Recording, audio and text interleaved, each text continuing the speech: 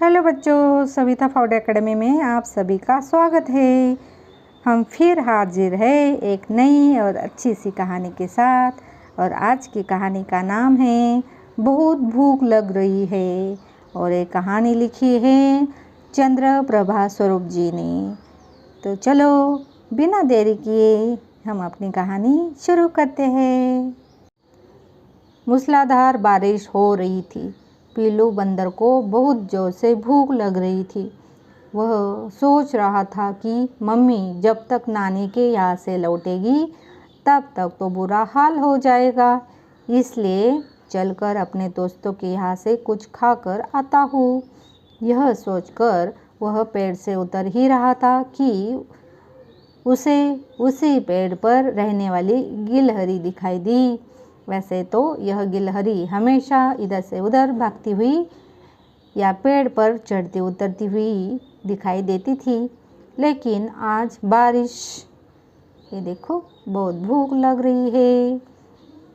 ये है बंदर और है चींटी, लेकिन आज बारिश के कारण वह भी अपने क्वार्टर में दुबकी हुई थी। पीलू ने उसे अपनी समस्या बताई और पूछा, गिलहरी बहन तुम्हारे पास खाने के लिए कुछ है?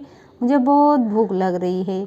गिलहरी बोली, हाँ हाँ बहुत कुछ है, अखरोट, बादाम, मूंगफली।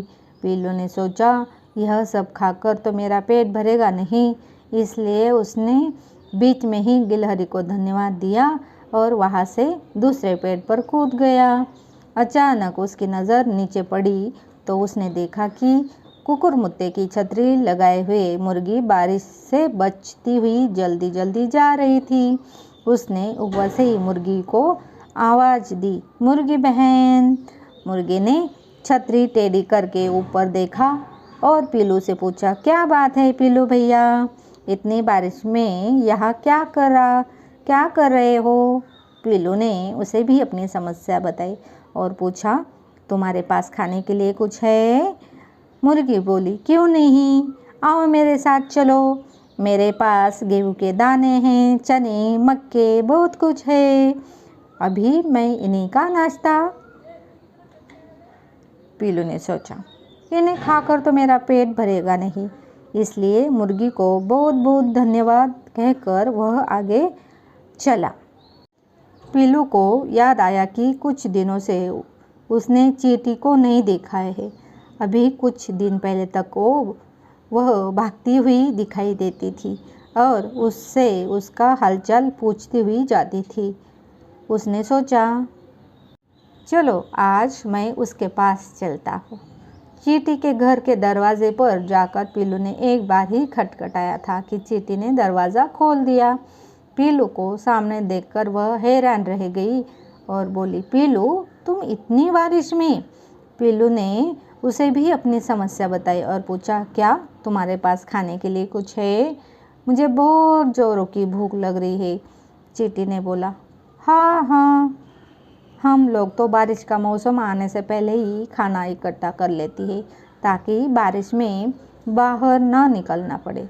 पीलू मन ही मन खुश हो गया, लेकिन जब चींटी ने उसे बताया कि उसके पास चीनी, आटा, दूध आदि है,